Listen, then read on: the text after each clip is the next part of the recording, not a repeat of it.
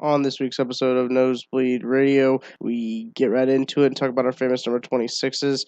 Dive in with the college football talking points. Got some big game predictions as we go around the room. Talk about who we think will win these games. We get into the NFL headlines. Odell gets paid, but Aaron Rodgers gets paid more. A couple wide receivers won't be starting out the season. And Teddy Bridgewater is making headlines being traded. We then move to our new segment we introduced last week, I Like That Stat. Then a new segment this week, Wild Moves. We'll wrap up the show with our final thoughts. So without further ado, let's roll the music.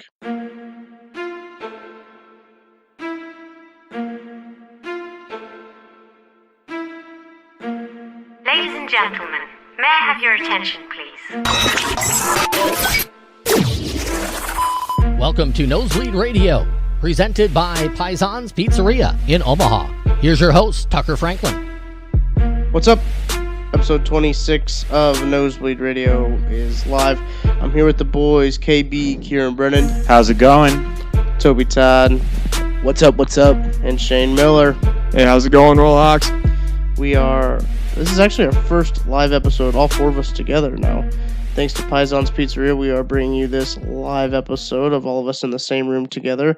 We still have to share a mic, but hey, it's better than before. Tuck, you want to try to give Paisans a quick tagline? Yeah.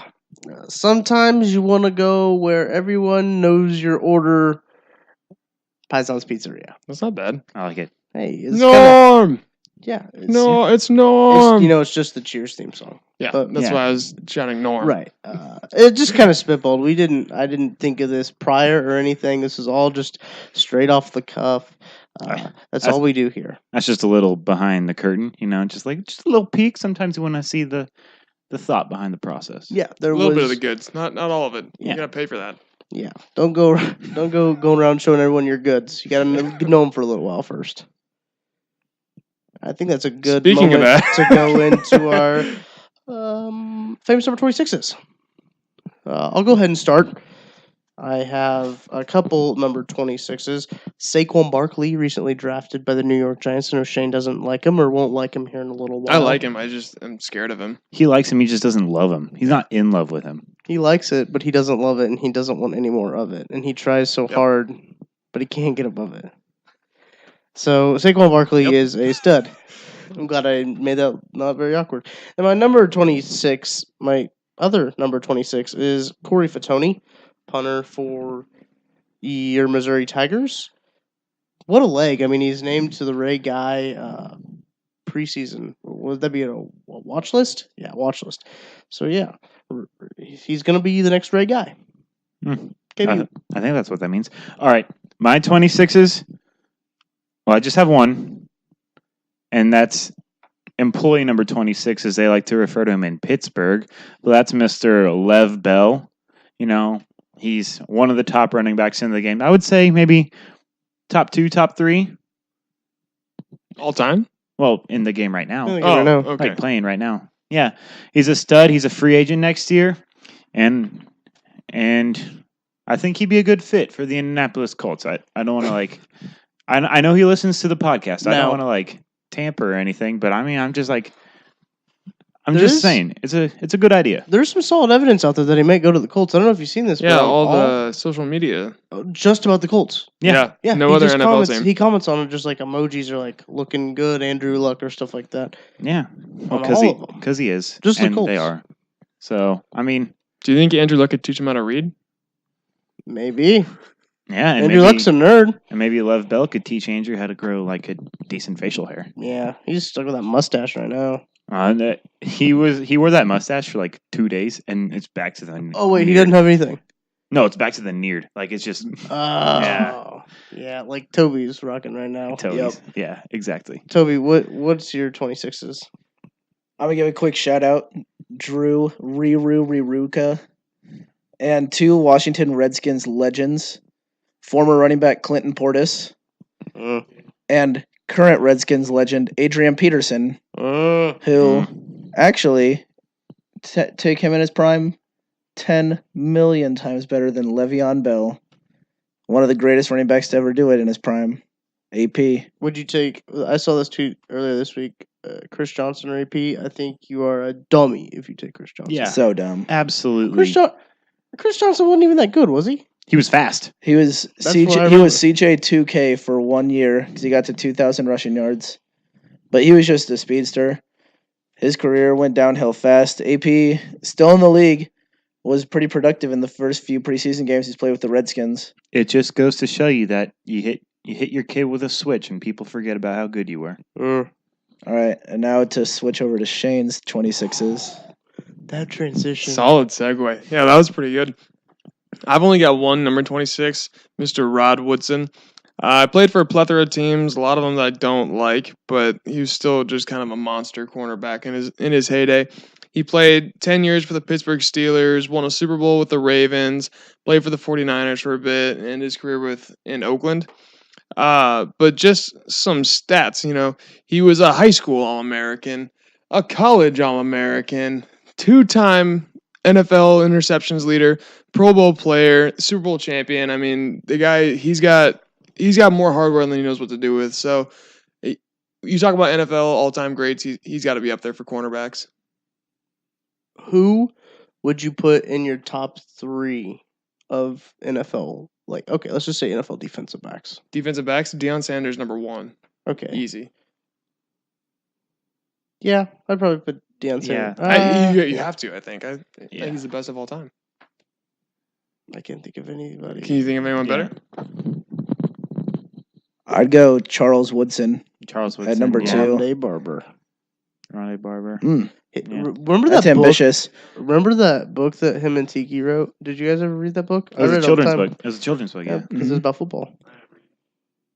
Also, I'm a little generation biased, but are we just talking all defensive backs or cornerback specific? I think just defensive backs. Because I would say Ed Reed, Oh yeah. teammate on that Ravens Super Bowl team. And that was a pretty scary defense. And you combine Rod Woodson and Ed Reed in a defensive backfield. I think another one you got to put in there is Darrelle Revis in his prime. He made the Jets relevant for a while. He was like their only good player for a long time. Revis Island. It's tough for cornerbacks because I feel like cornerbacks have the smallest window of prime out of any position because it's the toughest position to play one of the toughest positions to play because you got a guy running full speed at you. You got to run backwards and judge on his movements. So I think that's why guys like Deion Sanders and Darrelle Revis, who play for so long, are so respected by the rest of the league because they can continue to play that same position for years and years and years.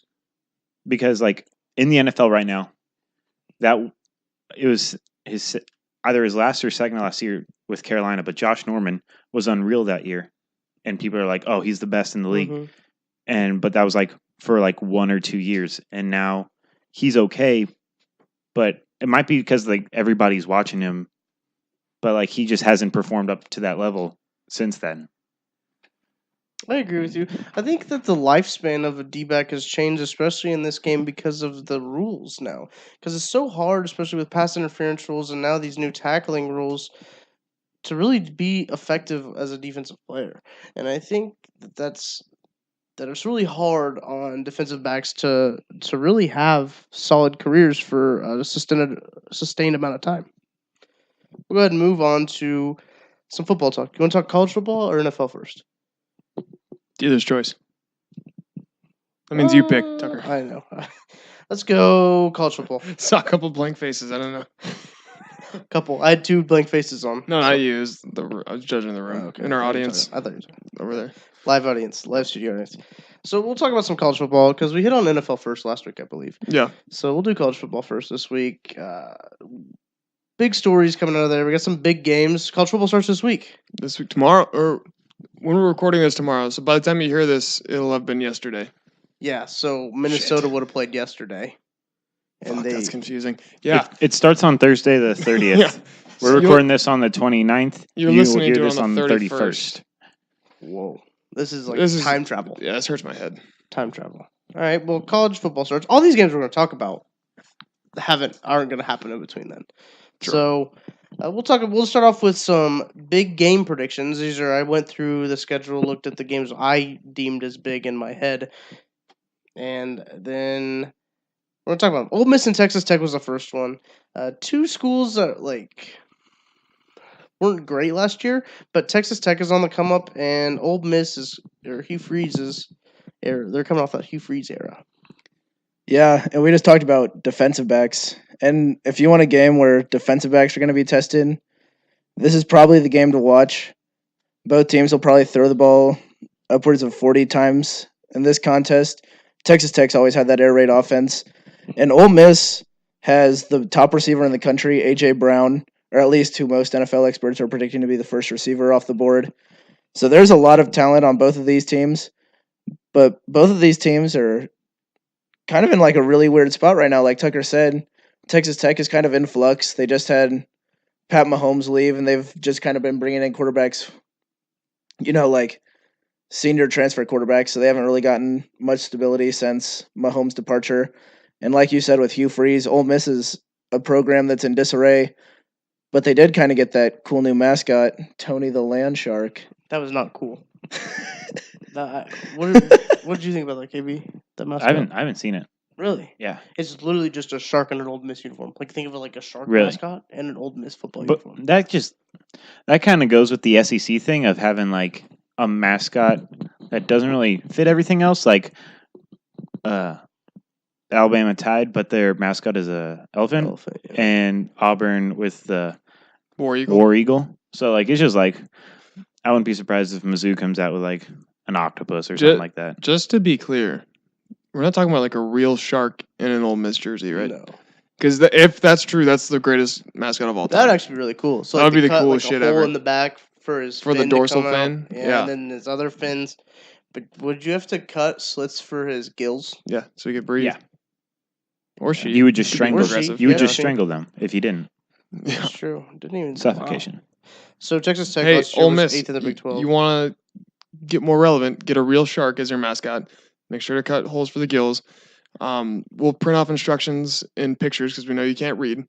But it'd be really, really awesome if you guys could get a real shark. But keep those baby blue helmets because those are Those are dope. sweet. Those are A1. Ooh, speaking of Ole Miss, this Steak just made me think sauce. about this. Ole Miss baseball has some of the coolest alternate uniforms with those all powder blues. Mhm. So you was thinking about those powder blue helmets.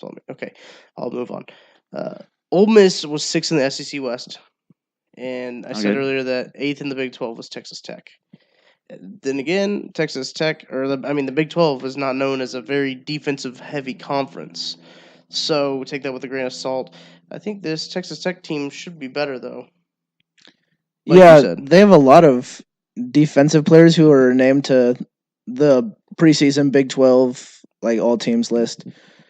They're expected to have an improved defense. They've gotten a few JUCO transfers, but yeah, in the Big 12 defense is pretty much they're just out there, Sometimes you get an interception, sometimes the other team fumbles, and they just have to have a guy out there to, be in the right spot at the right time because there's not a whole lot of defense played in that conference. I'm really excited for this game because a lot of Week 1 games are just like kind of like a really good team against like a middle of the pack team. Cupcake week. Yeah, cupcake week. Just kind of everybody get their feet under them.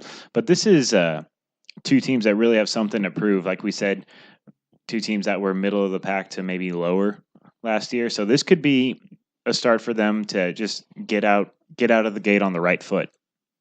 So checking the matchup predictor here on ESPN, it says Texas Tech has a 52.2% chance. Then that means that Ole Miss has a 47.8% chance. Is that guy from Last Chance U is still playing for Texas Tech, right? The linebacker? I think this is his last year. I think so. All right. Yeah, but he was just solid. He's really linebacker. good. Yeah, he was a I good liked him. linebacker. He's a good team guy to have on your team too. Yeah. Do we want to go around the horn, college game day style, make predictions? Yeah, I'm cool with it. Shane, you want to start? Yeah. I'm going Texas Tech by 17 points. I'm saying high scoring shootout. This is the opening game for that action packed college football Saturday. So I'm going to say it's last team who has the ball gets the victory. I'm going with Texas Tech and the boys from the Big 12, but I do think we'll see 40 plus from both teams. Yeah, I agree with that completely. Yeah, I agree with 40 plus. I'm gonna go Ole Miss though. I was thinking Ole Miss as well.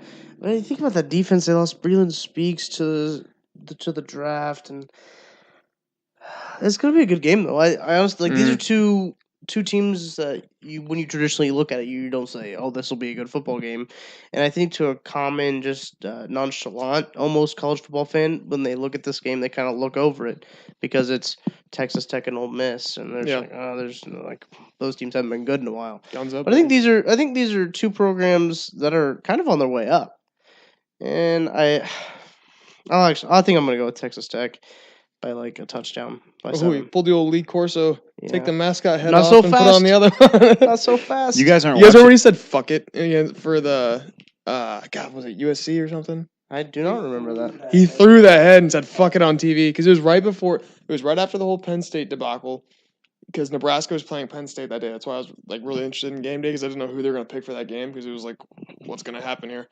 and he said fuck it. Nebraska Penn State game starts playing. First commercial, Lee Corso comes on. He goes, "I'd like to make a public apology for the language I used." It was so funny. That's kind of like when David Ortiz dropped the F bomb on TV and everyone started apologizing. Zank is loose. We'll move on to our next game, which I think is the most interesting game that we have here on the docket.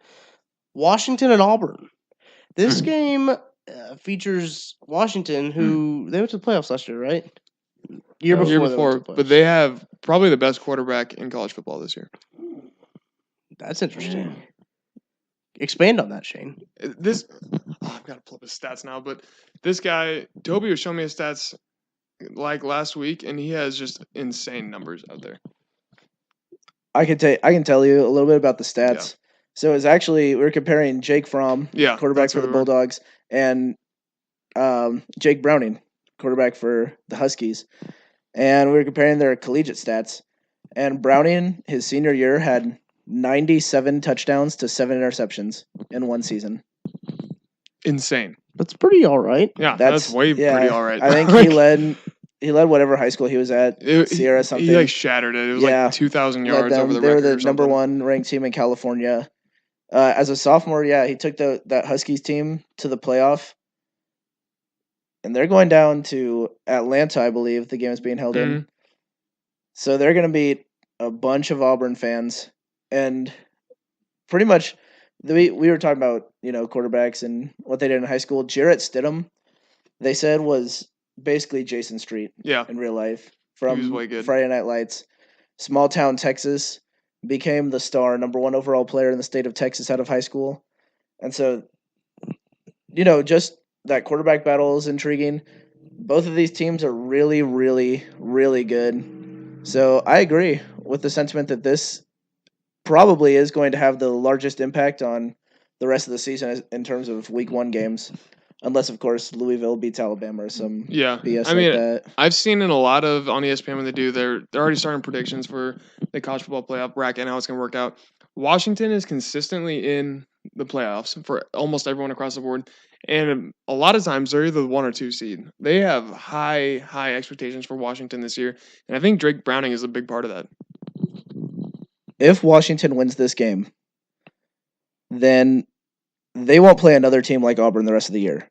The Pac-12 is down. No. I think the Pac-12 is probably the weakest of all Power 5 conferences, but that gives Washington an opportunity to get a win over the second or third best team in the SEC. I think we'd agree. And then, they just play who's in front of them, play the Pac-12 schedule, win a Power 5 conference. I think the only team they have to worry about really in that conference might be USC.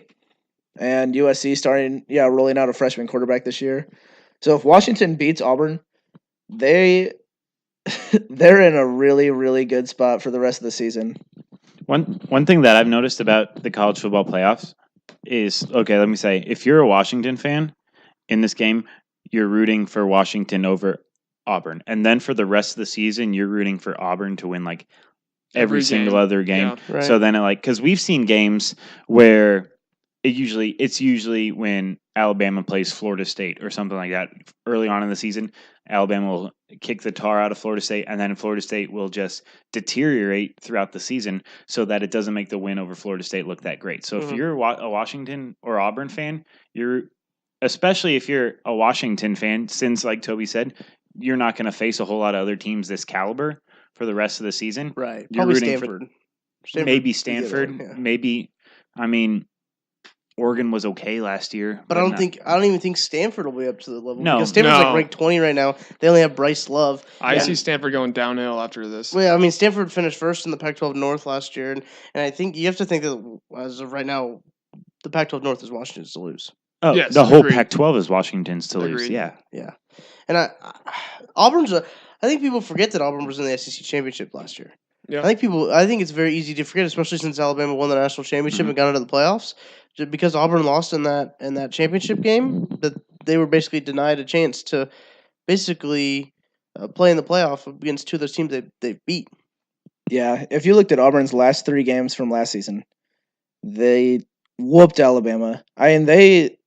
Alabama hasn't been beat like that in a long time. Right. The offensive line was beaten by Alabama solidly. The defensive line of Alabama was beaten solidly. Like, that doesn't happen very often to an Alabama team. And Auburn is capable of that. But then we saw the Auburn that played UCF and the Auburn that played Georgia in like the second half. And keep in mind, both of those teams are really good.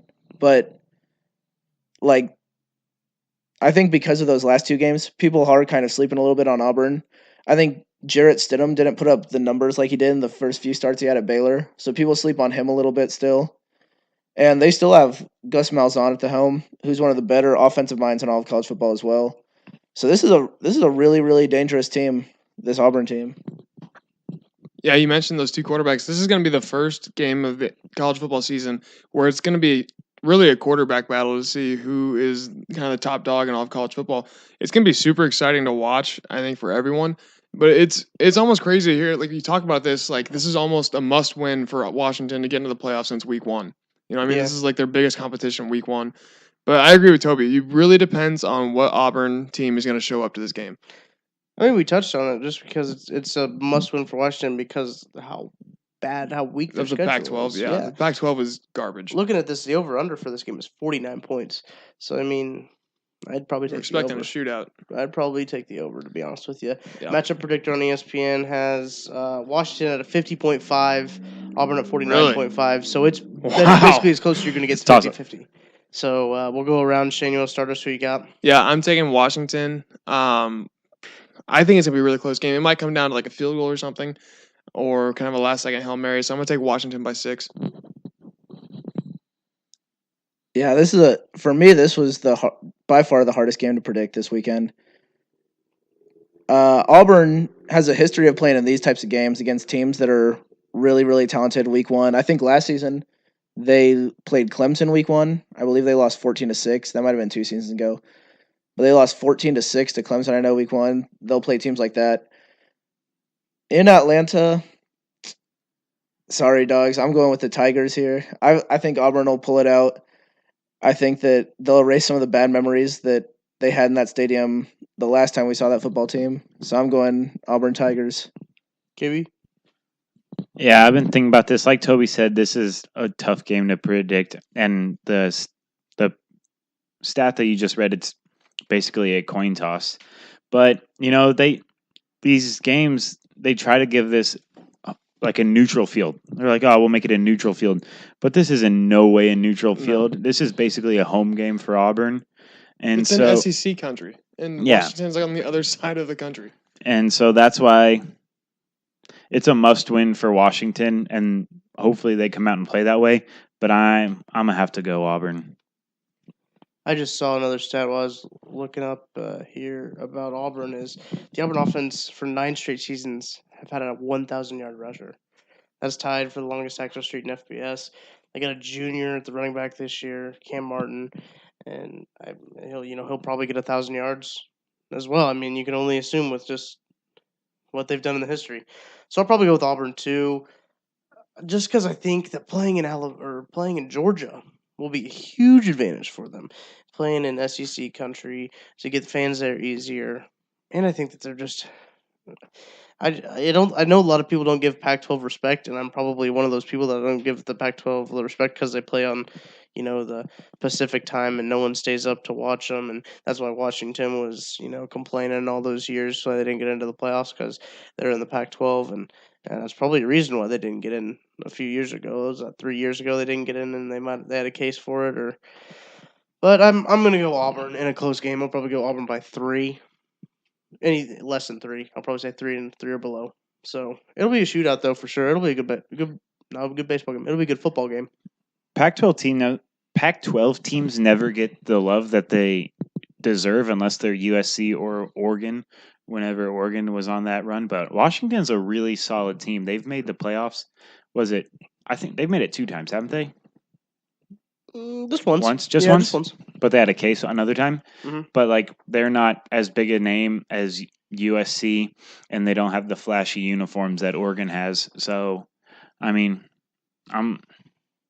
that's always the argument that Pac-12 teams have for the college football is they play late at night, and they're on the West Coast, so nobody ever pays attention to them. Move on to the next big game, Michigan and Notre Dame. This will be an interesting game here. Michigan has a new quarterback in Shea Patterson, right? That's right. Correct. And so he's transferred from Ole Miss. Mm-hmm. Hopefully because I know last year Michigan's real struggle was at the quarterback position. They didn't have any stable position there. Hopefully they can finally stable this up. What do you think about this game, Toby? Well, like you said, I think the big story is quarterback. It's going to be that for both teams because Notre Dame has a quarterback last year who was very effective running the ball. Brandon Wimbush, real athletic quarterback. But passing the ball, there was a lot of questions about him. In games that Notre Dame lost, he couldn't get it done with the arm. Shea Patterson for Michigan, people have said this since Harbaugh's been there. They said Michigan is a quarterback away from being one of those teams contending for playoff spots, one of the national powers. And now they have the guy, or he's supposed to be the guy. He was the number 1 quarterback in the country coming out of high school at IMG Academy. He put up good numbers when he played at Ole Miss. Didn't really play with a winning team, but I think I attribute that more to the guys around him, more so than Shea Patterson's performance. This, unlike those first 2 games, is probably going to be a really, really tough defensive game.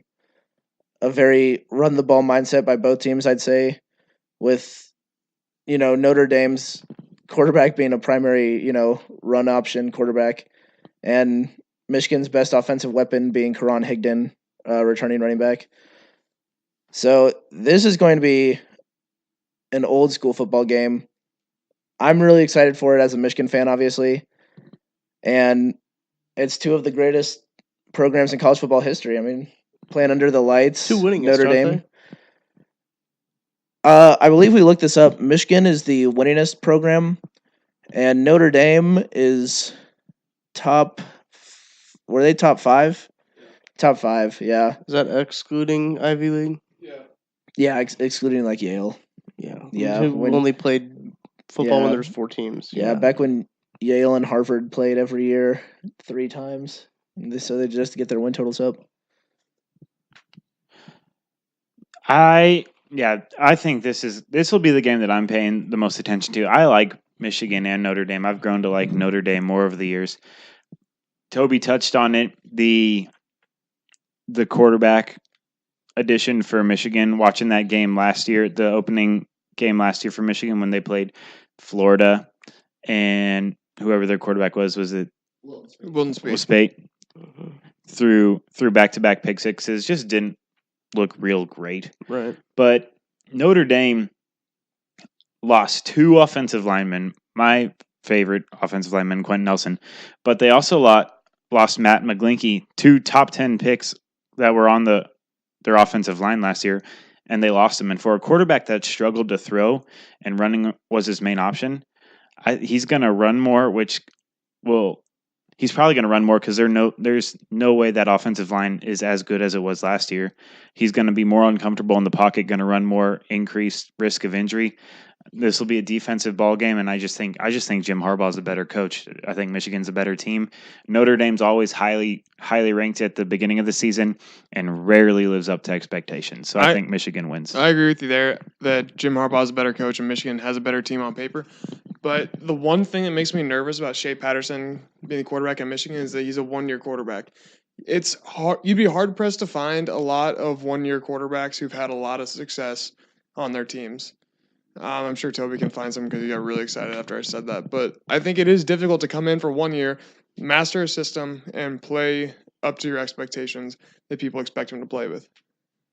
That usually I'd agree with you because Yeah. that's pretty common. You find a transfer quarterback and he doesn't quite do as well as he did at his first program. I have two examples of that just at the University of Michigan. One, the bad example, which was John O'Corn, got him from Houston, showed promise at Houston. It didn't, to put it lightly, did not play well. But then Harbaugh's first year at Michigan, we got Iowa transfer Jake Rudock, and he's been the best quarterback that we've had so far under Jim Harbaugh. Yeah, and he was there for 1 year before going to the Detroit Lions, where I believe he's still the backup quarterback. Yes.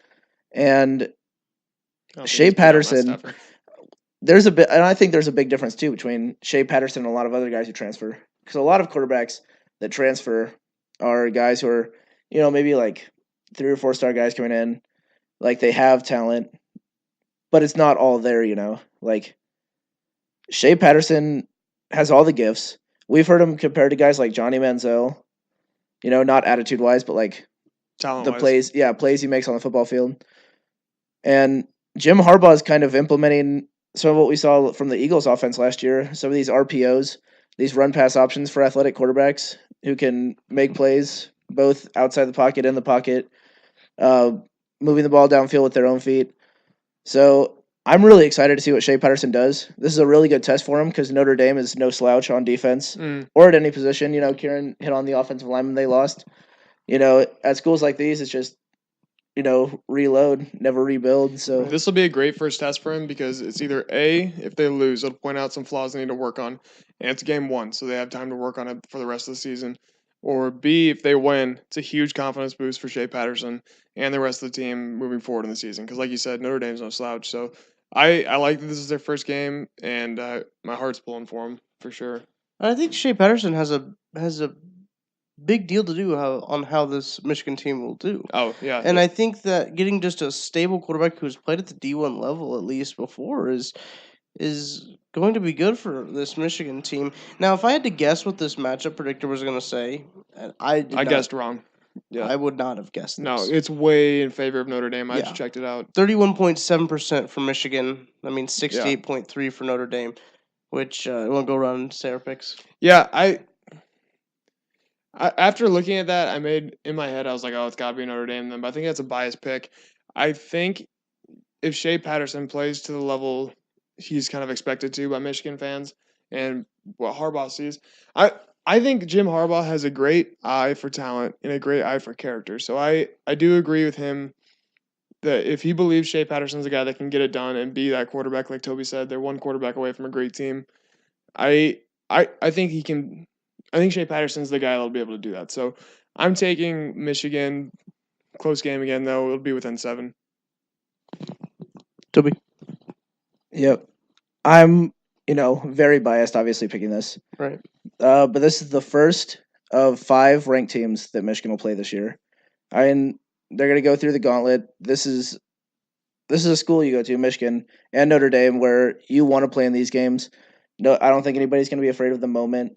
Going into Notre Dame isn't going to phase this Michigan team, I don't think, at all. And quite frankly, I've got to go with the team that has the best player on each side of the ball. Michigan has Shea Patterson at quarterback. He's the most talented player, best player on the offense from either side. Best player on defense, Rashawn Gary. He's going to be a top 10 draft pick next year, one of the most dominant defensive linemen in the country. And for a team that relies heavily on the run, a lot of people forget Michigan didn't allow 3 yards per carry last year. On the season average, less than 3 yards per carry allowed to opponents. So I think Michigan's run defense and Shea Patterson's new offense that no team can prepare for because you've never seen it before is going to help Michigan defeat Notre Dame in South Bend and hopefully propel us to a national championship just like the Georgia Bulldogs last year. KB, what you got? Yeah, I got Michigan.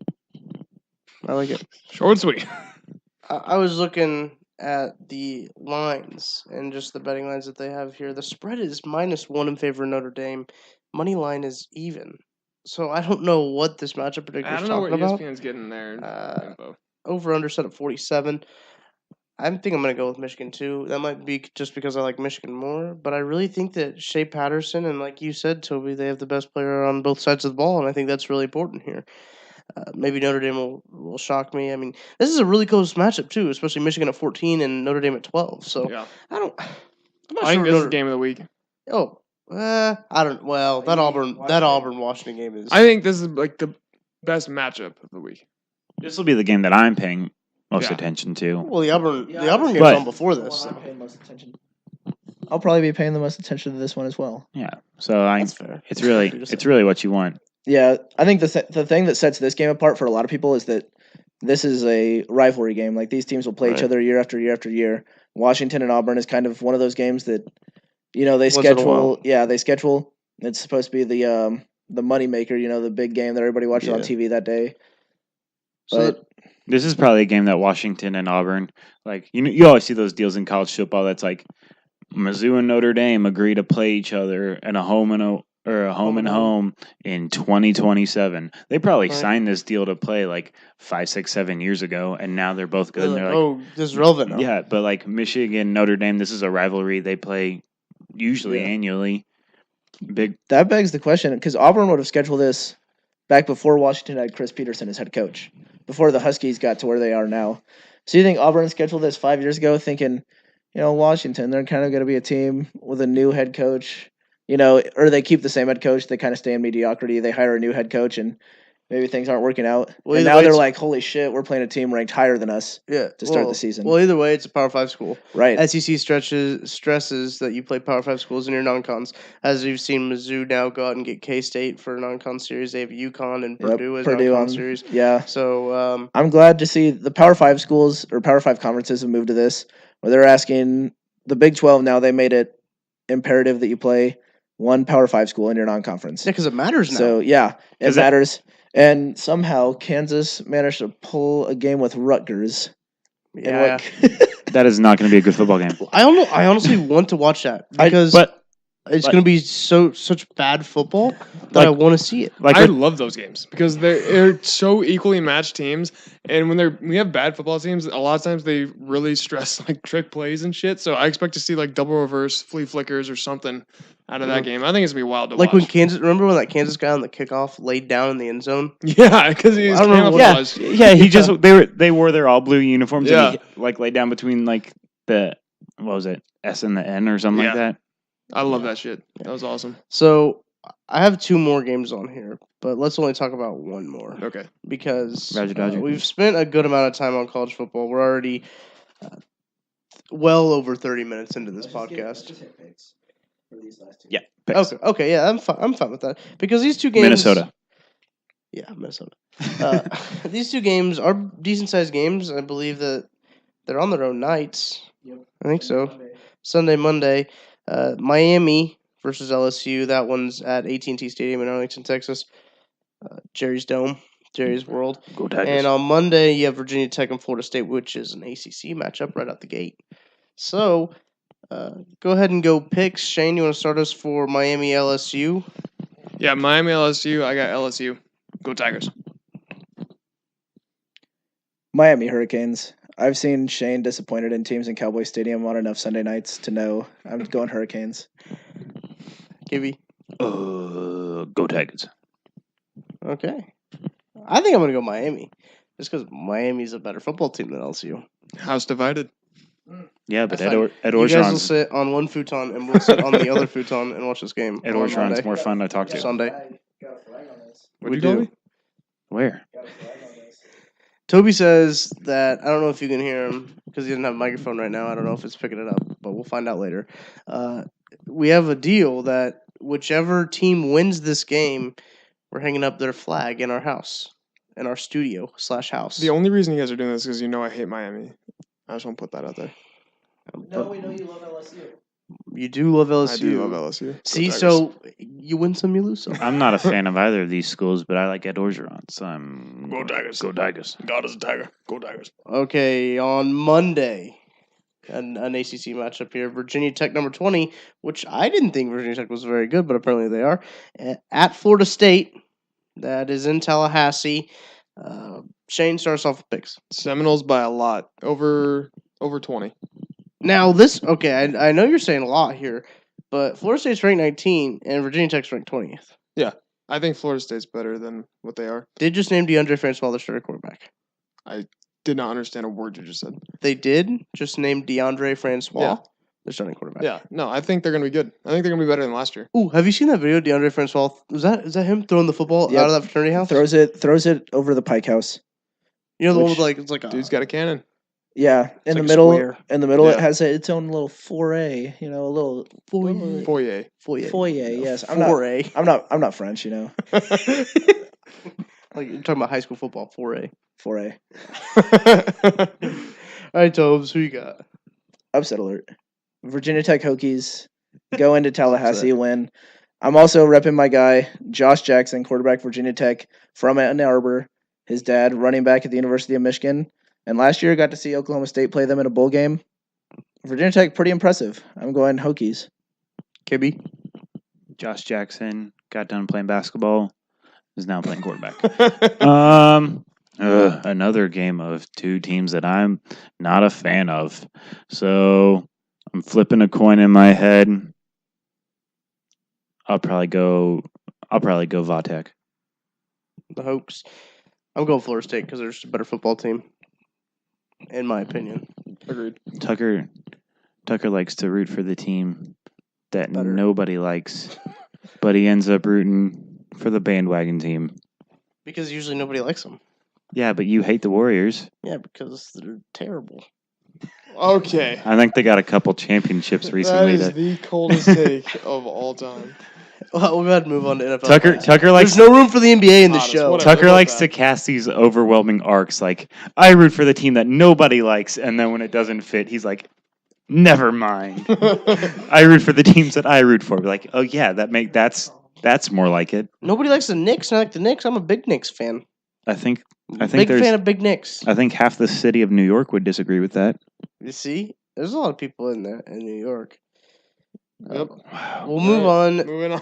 to NFL headlines. There's a lot of headlines in the NFL. The biggest one, we'll start off with Teddy Bridgewater, old Teddy Bones, getting traded. You can use that nickname, Teddy Bridgewater, by the way. I just came up with it on the fly. Teddy Bones. Teddy Bridgewater is his name.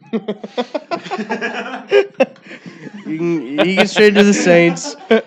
Saints go marching in. They trade him for a third-round pick, what is maybe more than he's worth. I mean, take- Teddy Bridgewater is one of those guys who was electric in college, and just due to injuries and things, hasn't really panned out in the NFL like we all hoped he would. So I think a third-round pick is fair for him right now. It is interesting because the Saints made this trade knowing that they really don't have a backup quarterback. I mean, Yeah. they're kind of relying on this 38, 39-year-old Drew Brees. One injury, you don't want your entire season to go down the drains, especially when you have this young team set up to win right now. So they went out, got themselves a competent backup, which Bridgewater is. I think it's a good move on both teams because the Jets weren't going to start him. No, You've got a rookie quarterback starting, and you've got a capable backup yourself in McCown. So really good on both teams, I'd say, in this trade. I think this is a smart move because like you said, you have a capable backup now, but you also have a guy who, if Drew Brees decides to retire tonight, he could take over and play next year while you draft whoever is going to be the star rookie next year, Shea Patterson, Jake Browning, whoever it may be. You can draft him next year or trade for him or whatnot, and then you have almost like Tyrod Taylor in Cleveland with Baker Mayfield. You can let him play for you. He's good enough that you won't be terrible. You know what I mean? He's good enough to win you some games while the future of your program learns the system, learns the NFL, kind of gets his feet underneath him, and then you can trade him away for future picks and let the new guys step up. Yeah, but you totally forgot about Drew Lock when you're talking about the next greatest I quarterback just named a couple ever. examples. I don't know. And Teddy Bridgewater, it's a shame that he got hurt because he It was is. going to be a solid quarterback for Minnesota. I was really excited for him. I guess he almost wasn't going to be able to like not even like play football, but like wouldn't even be able to walk again. Yeah, No, it was a It bad was a injury. struggle for him to like They walk said again. doctors, like, when it happened, they were like, grown men were crying, grown men were throwing up. They thought they were going to have to amputate his leg, and now he's playing football again. So I think the whole deal was Teddy Bridgewater and a 6th-round pick to New Orleans for a 3rd-round pick. I think that was the whole deal. Yeah. We did talk about him earlier before we got on the show that he's basically a poor man's Lamar Jackson. Yeah, we were talking, and this is without looking at any stats in front of us, but we said him and Lamar Jackson play very similar games, almost the same game, but Lamar Jackson played it better. I think that's a fair assumption. Yeah. I mean, you know what assuming does. It makes you wrong sometimes. But I think that Ass at you and me. just going off of by eye test, that's the best test there is the eye test. You could say that, and I think people would believe you. Analytics. Manalytics instead of Yeah. analytics. Yeah. Put that on a shirt. Next headline we have here: Odell and Aaron Rodgers both they secure the bag. Paid. They secure the bag. One gets How much was A Odell bigger bag. guaranteed? It was like 65? 65 million. Get paid, get laid, Gatorade. I Exactly. think Aaron Rodgers like has a potential to have like 180 million in this contract, Holy shit. which is a lot of money. I did see something. I showed it to KB. This kind of falls into the I like that stat category of Odell guaranteed is 65 million. Chris Davis, who's a scrub now in the MLB, Over the same amount of years. Chris Davis for the Orioles. Not Chris Davis for the A's, because Chris Davis for the A's is an absolute stud. Chris with a C. He's guaranteed $69 million. So kids play baseball because you get a nice amount of money. Yeah, And but you won't get CTE that way. Playing baseball, you won't get CTE. what I'm saying. we haven't had a You're saying CTE is good. we haven't had a turn 2 podcast in a little bit, but in case you haven't been paying attention to the Orioles, like let's say 99% of the United States, Chris Davis is having a historically bad season. He is batting. I think I was watching the Orioles-Yankees game because there was nothing on TV at this Hispanic restaurant, but he's batting $169. He's batting $169 for an entire season so far. I also saw a stat that he was on pace to break Cal Ripken's strikeout record, all-time strikeout record, playing 2,000 less innings. So, like, Holy moly. So I just looked up Chris Davis' stats so you can have like a little stat check, you know? Yeah. His WAR, a negative 1.9. So that means his replacement wins more games than he does when he's in the lineup. he is whenever you look at a war and be like, who's the replacement? It's Chris Davis. He's not good. Batting average of 173, so raised it last time. Oh. Since you saw it. Mm. But Mm. below the Mendoza line, not very good. Only 16 bombs, and they paid him to hit dingers. Well, that To one year slap tallywhacks. he just pimped like, I'm gonna get this wrong, but like 47 home runs, probably maybe 50. It was 2013-14. 2013, he had 53 bombs, so that's pretty good. 47 in 2015. So back to football. Oh, yeah, sorry. So kids play baseball because you'll make more money. But anyway, Odell becomes the second highest paid non-quarterback, I think, behind Von Miller. So I think he wanted to be the highest player in the league, but I don't think the Giants could do that. I'd like to point something out real quick for because it. we have a Colts fan in the room. I know when Andrew Luck got his big contract, everybody jumped on the Colts. They said, you overpaid Andrew Luck because you didn't leave yourself enough money to pay the guys around him. Aaron Rodgers is a great quarterback, and everybody knows this. But Aaron Rodgers is also a quarterback who's only been to the highest level of football once. For perspective, Joe Flacco's made it there. Colin Kaepernick without a job has made it there as many times as Aaron Rodgers has. Russell Wilson's been there one more time than he has. Cam Newton's been there. Matt Ryan's been there. All those guys have been there. The same number of times Aaron Rodgers has. And he's set to make this much money. And the excuse that people will make for Rodgers not winning those big games is that he doesn't have the help around him. But nobody's really hopped on and said, the Colts or the Packers are overpaying this guy. Mm-hmm. Like they said for the Colts. But to me, if you're going to pay this much money for a guy that's taken you to the pinnacle one time, then you have to basically be flawless now in the draft process, Yeah. free agency, if you want to get the pieces around him to help him win. Because this is a team who still keep Aaron Rodgers, keep him healthy. I don't care. They wouldn't have won the division last year. The Vikings would have won. You give this guy all this money, and for what? Was he ever a threat to leave Green Bay? Like, good for him. I'm happy for Aaron Rodgers. He's gonna live great. He was gonna live great anyway without this contract, but he'll live even better now. But I don't know about the money move from the Packers. Okay, so because I said that to Toby earlier, or maybe it was to Tucker earlier about the Andrew Luck thing. Like, people jumped on the Colts for that very same reason. The Colts now have like the second or third most cap space in the NFL, and like Toby was saying about them paying a guy who's taken them to the pinnacle one time. The second highest paid quarterback is Jimmy Garoppolo, and then after that, it's like Matthew Stafford and Derek Carr. So like, maybe the Colts started this trend, but like, you can't. It's just unfair. Yeah. I want to point something out also. To agree with this point, if you look at the best quarterback in the league right now, Tom Brady, he is one of the lowest paid quarterbacks in the NFL right now. He's taking pay cuts. He's taking pay cuts to make his team better. Drew Brees too. Drew Brees also. He's taking pay cuts to make his team better. These are probably the two greatest in the league right now. I put that up. Aaron Rodgers is up there, but talent-wise, but success-wise, Drew Brees and Aaron Rodgers are, gosh dang it, Drew Brees and Tom Brady are the two best in the league. And you look at them, they know that in order to develop their team needs money to spend on guys around them. Tom Brady has the best team around him consistently. Maybe not the overall greatest talent coming out of college. He has some guys from lower level colleges, but he knows that in order for Belichick to get their team to the Super Bowl, they need great players around him. Football is the ultimate team sport. You can't win games with one great player.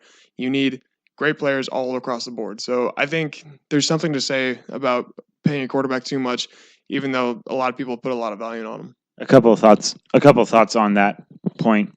You can't win a lot of games with one player, but one player can really elevate the team amount. We saw Andrew Luck take a Colts team that almost went defeated.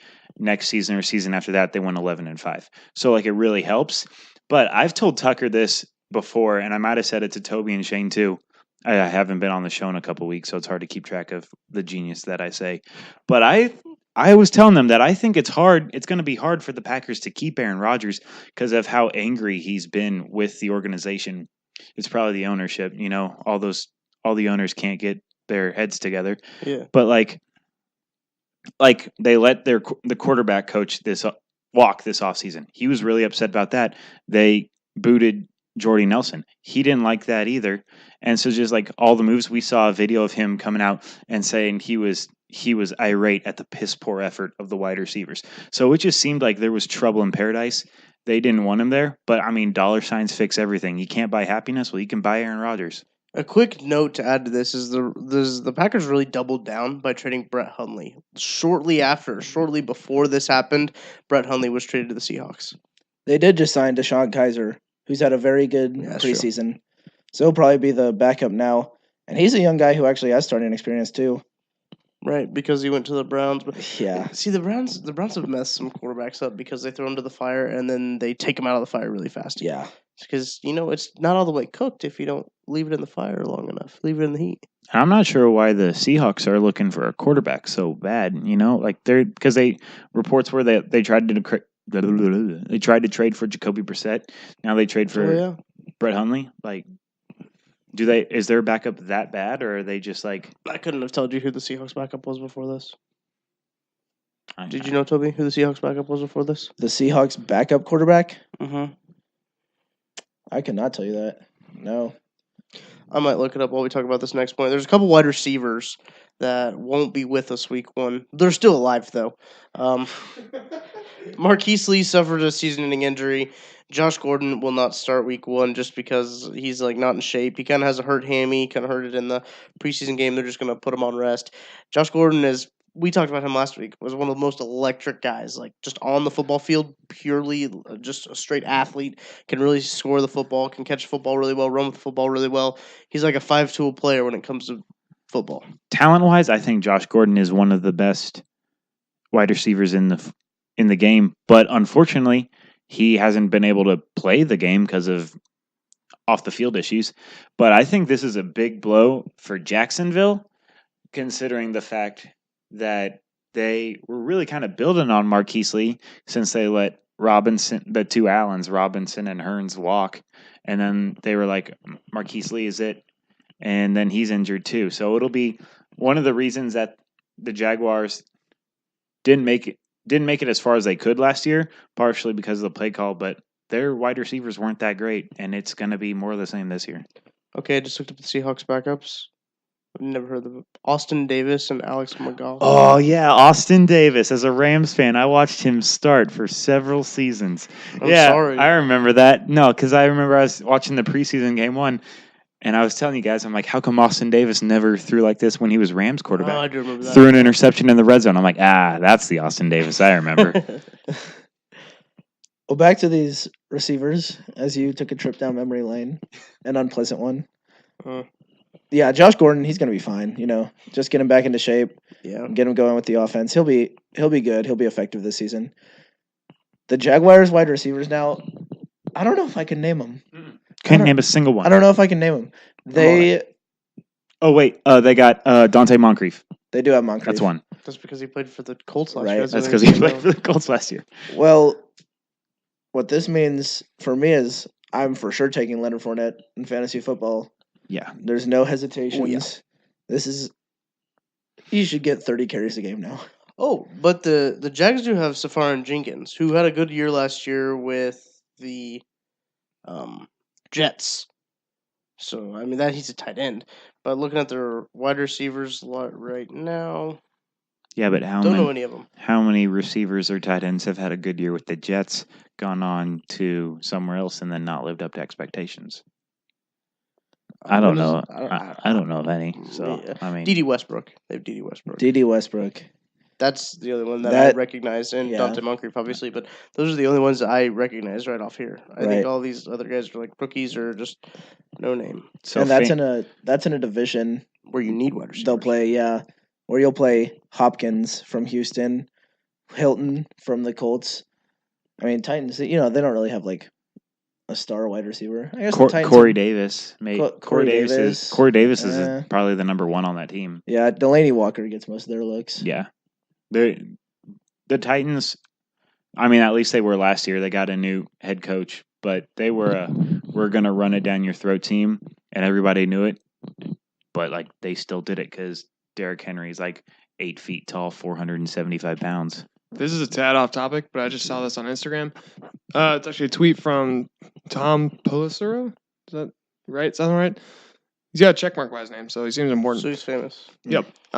Reporting on the Jets and how great of an organization they are. Mm-hmm. Crazy scene. Jets players were on the bus, and when they stopped, told Teddy Bridgewater he'd been traded. He waved goodbye, then they drove off, sources said. Bridgewater headed to the Saints. That is wild. So they literally just kicked him off the bus mid-route. Was it the Saints and Redskins practice where they got in a fight?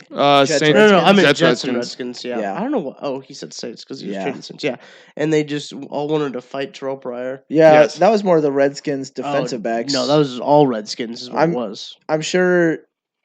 In practice, Terrell Pryor probably ruffled feathers in Washington, and now that he's on a different uniform, the guys have the gumption to actually like go after him now, knowing that the team's not going to punish him for it. Yeah, I heard the entire Redskins locker room hated Terrell Pryor. Like the coach, what is it? Is that a Gruden? It's a Gruden, yeah.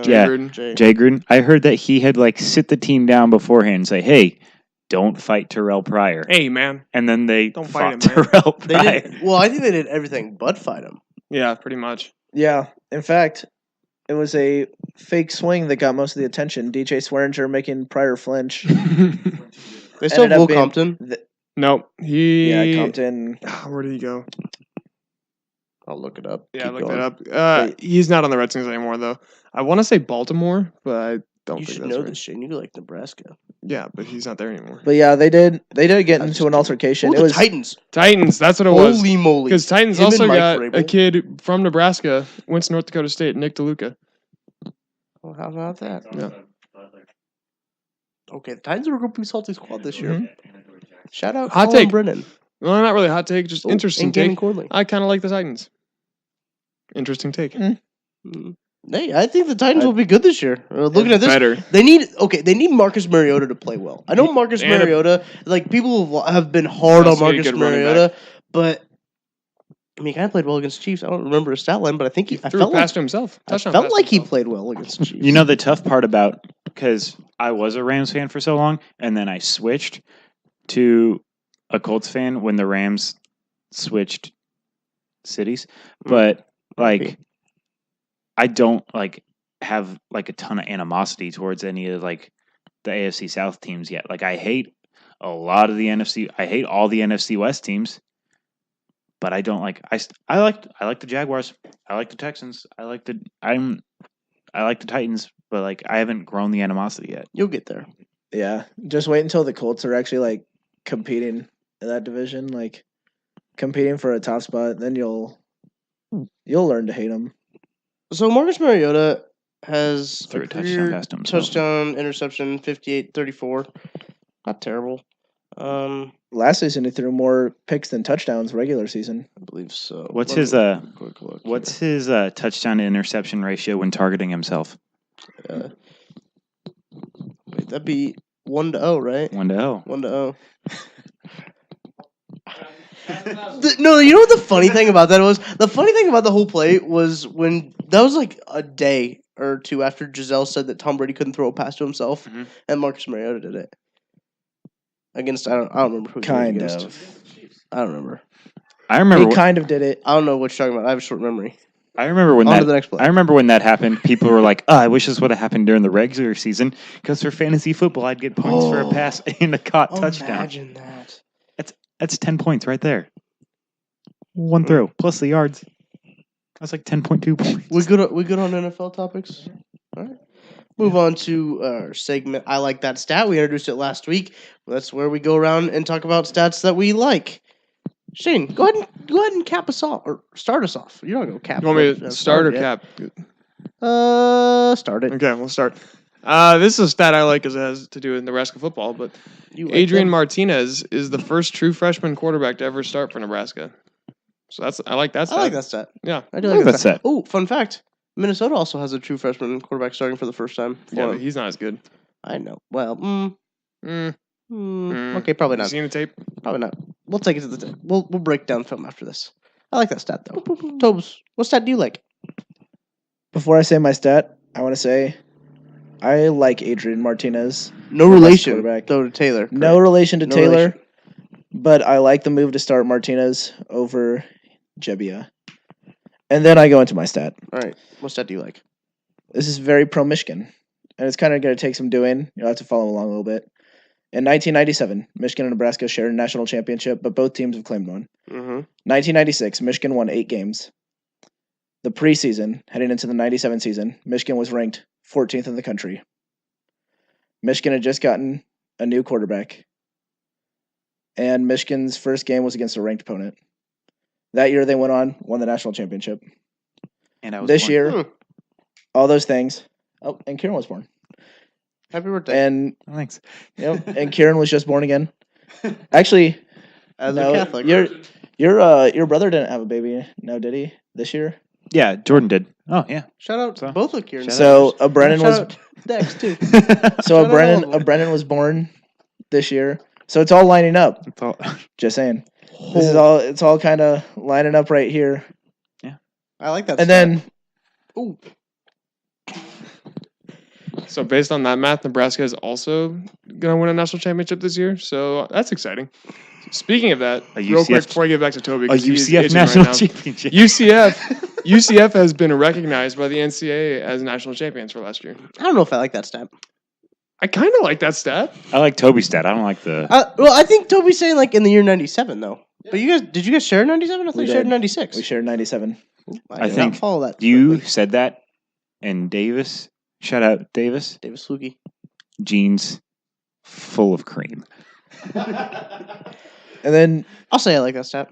just to rub my Michigan salt in the wounds, I also came across would that be correct? Yeah.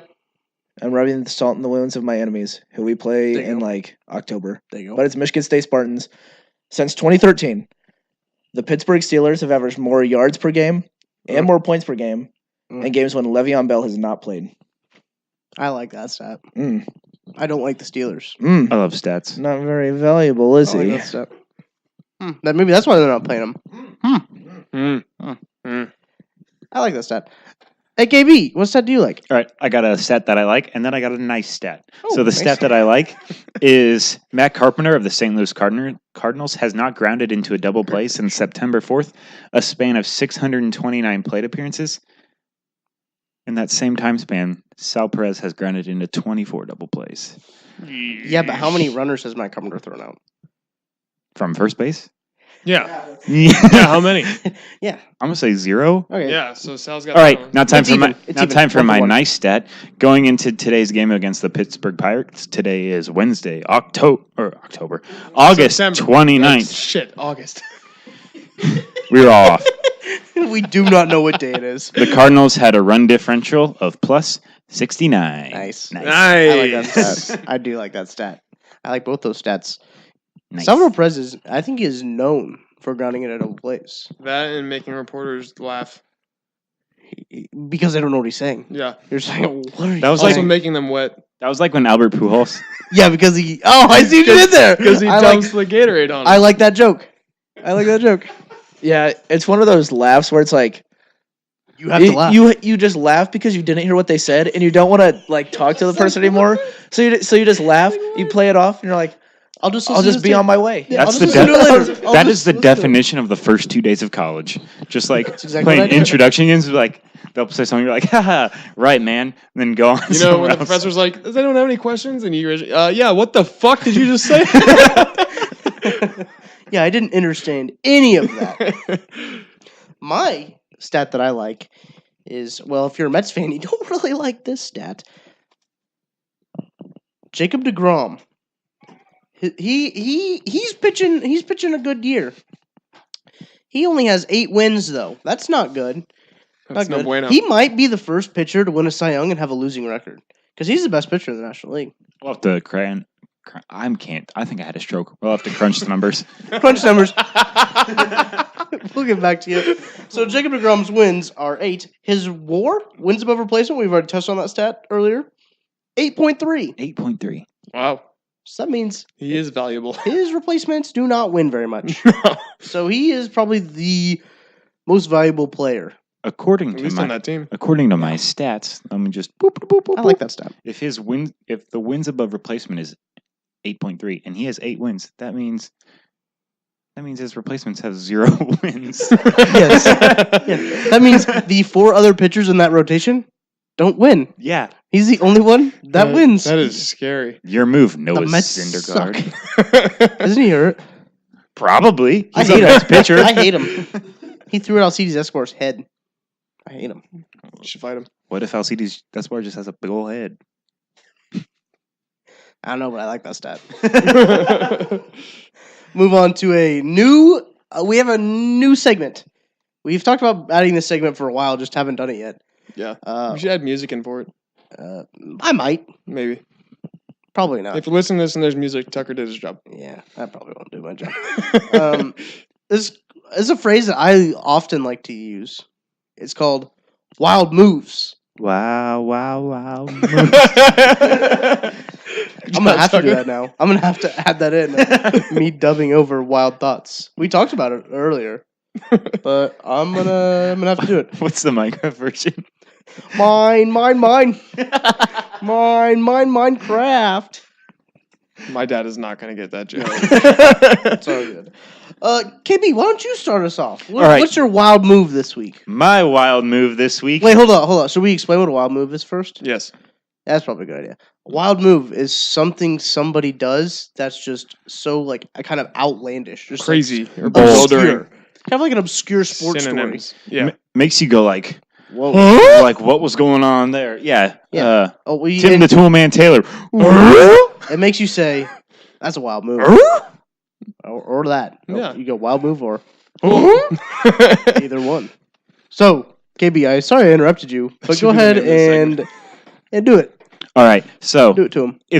if any of our listeners have been paying attention this past, I don't know, month, they'll know that Ohio State's in a little bit of hot water. Boiling. Hot water. On the hot That's my seat. Boston accent. And Zach Smith had enough today. Zach Smith is the one who beat his wife, Allegedly. but it's pretty. He beat his wife. He's beat his wife. Pretty. And cheated on her. everyone is like, Urban Meyer lied about not knowing. Zach Smith had enough of that and went on a Twitter rampage today. He tweeted, "Silence is over. I tried, but I can't watch clowns like Brett McMurphy, Paul Feinbaum, and others at ESPN continue to run their mouths, not only without knowledge, but with complete disregard for my children. Their mother had plenty of disregard for them in this. Time for all of you to face the damage you're causing." He went on a Twitter rampage and probably tweeted about 40 times today, all about how ESPN was hurting his children. He went on to tweet, in a story about him beating his wife. Yeah, he cheating on tweeted, her. He tweeted, "Let's talk about who was legitimately hurt in this. 1, my children. 2, the Buckeye players. 3, Yeesh. the Ohio State staff. 4, the fans." So, not the woman that he, Is his wife at least top 5? No, because No. he's making it sound like this is her fault. Like she happened I to know. fall into the way of my fist This is what abusers and my do. choking hand. And like the class we talk about, they try to make themselves seem like a victim or like have people sympathize with them. Just like classic douchebag move to beat his wife and be like, "Well, she made me. If she wasn't, if she wouldn't talk back to me, I wouldn't have to smack her around." Like the 1950s, they did all that. I'm not yelling at anybody. Isn't that right, Alexa? Yeah, I can't feel too bad for Buckeyes players. They're still getting paid pretty well for their efforts. I'm at sure the they're school. being compensated well for all of this.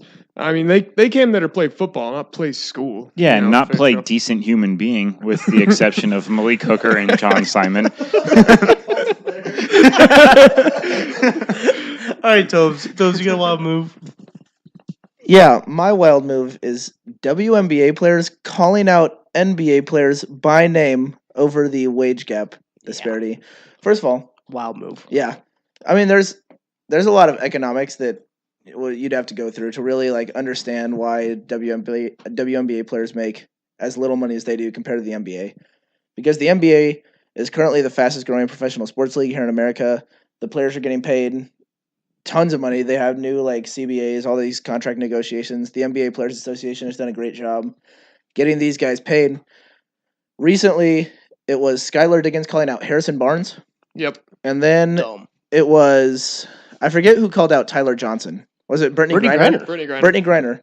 So probably the two biggest names in the WNBA. The calling only two out- names I know. Right. Ooh, Elena Deladon. yeah. Yeah, I don't The know actual any of best these player in the names, league, so- Elena Deladon. Uh-huh. But yeah, calling out these NBA players by name, talking about, well, Tyler Johnson's a scrub making $20 million a year. Why can't I make that? And there's a lot that I could say in favor of Tyler Johnson, in these situations. But at the end of the day, just league revenue and overall, just a much better product. What I was think that one speaks for stat itself. you were telling me? Because people say like Kieran brought up earlier that NBA players make like 40 to 60% of all the NBA's income, while WNBA players make, I think it was like 20 or something Right. around there. But Toby made a point, like if the WNBA paid their players 50% of the league's income, the league would not be able to function because of how much money it isn't bringing in. Right. Essentially, what they have is they have to make sacrifices because the league isn't doing as well as the NBA is. Yes. So you either get paid more, with like assuming revenue doesn't go up, Sure. which I think this is actually negative publicity for the WNBA. They say I don't they know. say all publicity is good publicity, but I think now you're gonna have people like even just like those like mercy watches like over the summer watching WNBA basketball. Like I think people are gonna try to like shun that a little bit because the WNBA players have been so insufferable during this time. Calling out NBA players by name, which I think is the wild move here, is calling them out individually by name. Yeah. As Right. if Tyler Johnson is like, God, please give me all the money and keep it away from Brittany Griner. Right. The one that doesn't make any sense is to come at Harrison Barnes. Skylar Diggins plays in Dallas. Harrison Barnes plays his NBA ball in Dallas. Yeah. So like I don't even think 1v1. If there's fans of the Dallas Wings, they're also probably fans of the Dallas Mavericks. Yep. And they're hearing a WNBA player say, essentially the best player on the Mavericks right now, besides maybe Dennis Smith, saying, "Yeah, I deserve to be making close to what he makes." I did see someone quote tweet that, her tweet at him and be like, 1v1 him for the bag then. Right. It's like, Yeah. We talked about this at lunch. That we said that they should take the WNBA All Stars against a G League team, and we still think the G League team would win. The G League team would win pretty handily. Yeah. There's such just there's against such the a big Ball difference. family. I think a lot of people, all of us watching sports, we talk about these athletes and we say, okay, he's not good. Like we'll talk about an NFL quarterback. Us, throw a name out there. Ricky Stanzi. Ricky Stanzi. We'll say Ricky Stanzi. Guy sucks. Mhm. Guy's awful. Well, you think about the small fraternity of guys that make it to professional sports. Yep. And you think about the guys who make it on the rosters. These are the best at what they do in the world. Like WNBA players, they feel that same way, right? Because of the women's league. And I'm sorry if this comes off as sexist, but there's just some things that men are better at. Basketball just happens to be one. To call out Harrison Barnes, who played on Team USA, like this Olympics gold medal team, who was at the top of everybody when he came out of high school, played at North Carolina, one of the most prestigious basketball universities ever, and now NBA champion with the Golden State Warriors. He's accomplished everything there is to accomplish in basketball for the most part. And he's one of the best in the world at what he does. Tyler Johnson's one of the best in the world at what he does. They're getting paid because they've gone through all this, and people like what they're doing. If the WNBA players want to make more money, they should start doing what fans want to see. And if you don't have the capability, then it's unfortunate, but that's just the way it is. The market drives how much you get paid because the market's not a demand for WNBA basketball. You're never going to make as much as these guys. And quite frankly, they'll just never have the talent that these NBA players have. Here's a good spin zone for the WNBA. The WNBA is making far more per dunk than the NBA is. Like statistically, I like that stat. Far more. I like that stat. But it's just the league's not making a lot of money. You don't see, that's like other professions. Like teachers, they don't get paid a lot of money because school districts don't necessarily pay. They're bringing a lot of money. Make a lot of money. Yeah. That's when you see teachers at private schools. They make a lot more money because they make a lot more money. It's true. That's actually not true. Statistically, private school teachers make a lot less because they bring in a lot less money. It really depends on the state. Yeah. That's just for Nebraska, I guess. But I'm sure people who work at Rockers get paid a lot of money. Really That's a wild move, Toby. It's a wild move that the WNBA is calling people out. Shane, what's your wild move? So my wild move, again, has to do with Nebraska because that's basically all I've been reading about recently. But I guess now former Nebraska quarterback Tristan Gebbia is now pulled out of all his classes at Nebraska and has stopped practicing and has requested a transfer because he did not win the starting position. Someone's got to make the snowflakes. That is the Someone definition. does have to make a snowflakes. That's the definition of I'm taking my ball and going home. I've thought about it from both ways because from the player's perspective, it does make sense. He lost his job to a true freshman, so unless he plays bad or gets hurt, he's never really going to have a chance to play. But from, I don't know, a coach's perspective or a fan's perspective, just get better at football. You know what I mean? Don't cry about it. You'd want to see a guy say, all right, I got beat. I'm going to outwork him and earn my spot instead of, all right, well, I'll just find somewhere else. But I do understand the move, I guess. Because it's better to sit out this year and have to sit out and not play this year and then have to sit out again next year. You know what I mean? I'm also not so sure the move to start Adrian Martinez is a permanent thing. I agree with you. I think they're kind of testing him out. Right. I think Gebbia would have gotten snaps this year. I agree. For I sure. think 100% he would have gotten snaps. When you see a transfer like this, we don't get all the stories, and we can't know what the player's thinking because I don't even think it's because we're not at practice, we're not in the meetings, yeah. Right. But I don't think he's officially transferred anywhere yet. He's still Oregon State. He did. Oregon State. Oregon State. I didn't see that. Did they get him on the roster before they play Ohio week 1? I honestly just saw that it was Oregon State. I'll see if I can. Yeah. He can't play though. No. Yeah. No, he can't. As early as next week, he's going to enroll classes at Oregon State. Wild. So Wild move. So he transferred. Wild move. Yeah, that's a transfer. Like straight up. Yeah. I don't know. There's just maybe it's old Scotty Frost. Maybe Scott Frost Trouble in came in. Paradise. Jebbia said, really "I don't hate think this so. guy." Jebbia was Scott 'cause- Frost was really supportive of him. well. in his He move. wasn't recruited by Frost though. He was recruited by Mike By Riley. Mike Who's Riley. at Oregon State. Who is that? Oregon They State? transferred. Connecting the dots. Mm. It makes Well, sense for him to go there instead of somewhere else. So is But it really that wild of a move? I think it is a wild move. I think it's a wild move to just quit and say, all right, Okay. this guy's clearly better He than me. I'm kinda never going to quit. play. He did quit.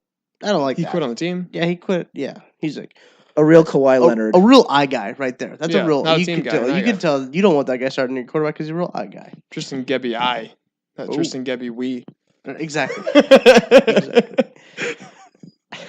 My wild move is Michael Kendrick was charged by the feds for insider trading. Who knew that Browns players were so smart to do inside trading? That's Is he wild really move. that smart? He got caught. He wasn't. Wasn't that smart. Kevin from The Office also was in insider trading, and he wasn't that smart. Connecting some dots here.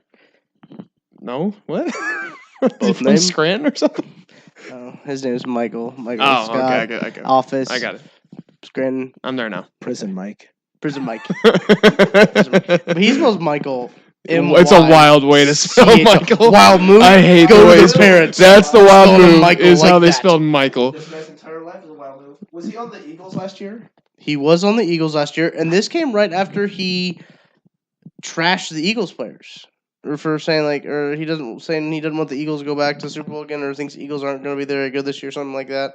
And then like a day or two later, boom, busted for insider trading. He made about $1.2 million during this time. To put that into perspective, we just talked about a receiver who's going to make $65 million just working his own profession that Michael Kendricks was playing. Just working. We'll move on to final thoughts. Toby, you want to give us a final thought? Or do you want me to go back to you? Yeah, I'll go Shane. Toby will cap it off. Yeah. Oh, Capper. Yeah. I can go first if you're Alright. ready for me. Oh, yes, I'm ready. All right, I'm actually just stalling trying to pull up the stat on my phone right now. But in 1894, this day in sports history, so this would be August 31st, because of when you're listening to this. Mm-hmm. Oh, I just got a virus on my phone. Hold on. Live update. Go to Kieran while I try to All fix right, this. KB, what do you got Oh, for your gosh. final thought? Okay, so the thing that's really been messing with my mind forever has been paint, you know? Mm-hmm. So I was trying to tell Darling about this, and she had no clue what I was talking about. But how come when you take paint, like fingernail polish, and you pour it into a cup, it takes up more space Oh my than if you goodness. took out a paintbrush and painted it into the cup? No, we talked about this. You remember we Wait, went I'm to so St. Louis. confused. So, like, if you took, you have a cup, right? You Or take just- nail polish, pour it into the cup. Doesn't have to be nail polish. Just Doesn't any have to kind be of nail paint. polish, Okay. just something. But then you take the paintbrush out of the nail polish or paint, and you paint it into the cup. How come, pouring it in takes up, it builds up volume, but when you paint it on, it just stays, flat? How come he's saying? How come it you get what he's saying? Yeah, I think I'm following, and I don't have an answer for you, to be honest. Is it something to do with? It's probably something to do with the science, but, the fact that, Well, I'm you not just, a scientist. go, blue, just pour it in, and then you just paint it in, and the pouring in will fill up the cup while painting in just, stays at the bottom. So just your answer. Because, I was talking to somebody, Well, and if you poured it down the sides, would it have a similar effect? Because then, No, it would still run all the way down. because I was talking to somebody, and I was like, well, it's probably because it's thinner when you paint it on. You pour it in bigger Right. amounts. yeah, but why? If you paint the same amount, if you pour an entire cannon, and then you paint an entire Because if cannon. I by the paint this time entire you wall- paint an entire cannon, the bottom layer is gonna be dry. It's not running down to the bottom. But still, how come it doesn't take up? Because that's how And paint I was telling works. somebody, and can you put layers of paint? And how come when you put layers of paint, it doesn't really add any height? Could you paint? I think eventually you could. Could you would. paint enough layers of paint that it is as tall as a house? That's enough. Of I that. think it would take a lot of paint, but That is yeah, enough of that. I think it would. That's enough of that. Let's stop. All right, my phone is better now. All right. If you want me to go. No viruses. So on this day in history, August 31st, 1894, Phillies Billy Hamilton steals 7 bases. That's weird. Really which is Hamilton crazy because I plays only for thought the there was Reds. 4. But yeah, that's a lot of bases though. that's a ton of bases. Tobes, did you find something, or do you want me to go? You want to go? I mean, I have something ready. If All right, you want me to. Go.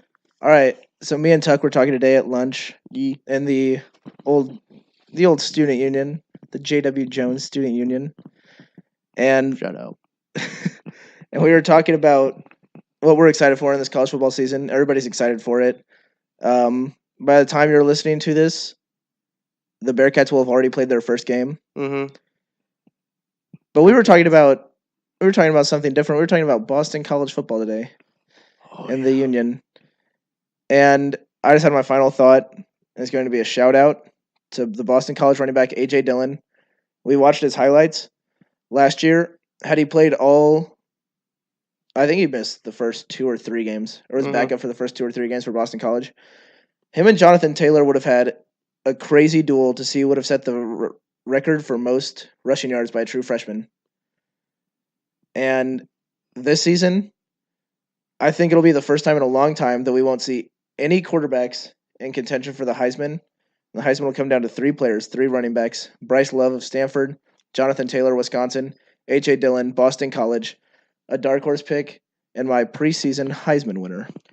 Oh, no, A.J. Dillon's an absolute stud. I was telling Shane about this. We might have to pull up some highlights on the TV after we get done here because he's an absolute animal. A unit in every sense of the word. My final thought is we started ourselves a fantasy league. So every week we will be talking about our fantasy team that we have in this league. And it'll be interesting because I've already said I'm going to draft Pat Mahomes in the first round. And I'm still okay. I can't wait till someone hears this and drafts him before you. So I have the first overall pick. So I have this strategy. Seems like you're rigging it, yeah. I have this strategy. I'm not sure if I'm going to go with it this year, but I tried it out last year. Worked horrendously, but I think that it still could work where I just draft because, our listeners out there, they're probably fantasy savants.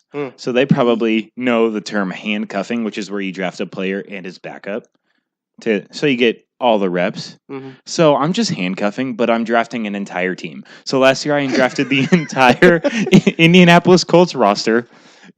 Didn't work out great. I won 1 game, and that's because he forgot to play. He forgot to set his lineup. Rookie mistake. We've all been there. Bye weeks, yeah. And so, I'm just saying, hey, maybe my hypothesis is it should work. My hypothesis is it should work. But we'll do some research. That's my estimated. We'll come back with a theory. But in science, you have to run the same trial over and over again. So this will be trial number 2. That's a good point. We'll see how it goes. I'm excited. Fantasy football is the only fantasy sport I can stick with for a whole season. Kieran and I have tried fantasy basketball, fantasy hockey, fantasy baseball. Fantasy hockey, I drafted a team, never looked at it again. I have no idea how I did. I think we lost. I think Keel won. That makes sense. Keel was the only one that paid attention. Yeah. So fantasy football strictly anymore because I just can't pay attention for a full season because those winter sports are the longest. And I just can't do it. My attention span. I usually like things for 2 weeks and move on. So I think the Fantasy Football League will be a good time. We'll recap it every week and see. We'll probably talk about top performers and stuff like that. This league is full of people throughout Nosebleed Knowledge, so you'll hear from some of the guys who write blogs for us. Not a big deal. We're a good sized company now. Mm-hmm. Not a big deal. Yeah. And so we'll update you on not only our teams but the other teams around the league. Yeah. I think that'll do it for this week's episode of Nosebleed Radio. We had a lengthy episode today, coming up on an hour and a half. Football season, man. Football season. We got long-winded. First time we've been back together, all 4 of us in the same room. Good. What a time to be alive, in the words of Drake and Future. And many others. To be alive. For the boys, KB, Kieran, Brennan, Toby, Todd, and Shane Miller, I'm Tucker Franklin. Thanks for listening to this week's episode of Nosebleed Radio. Follow us on Twitter at NosebleedSnow. Like us on Facebook, Nosebleed Knowledge. We got a shirt coming out soon. Haven't seen that? Go check Twitter. It's dope. Low Man wins. Go check it out. It'll be a nice shirt for Saturdays, pre-games, tailgates. Great for things like that. I think that'll do it. We'll catch you guys on the flip. See ya.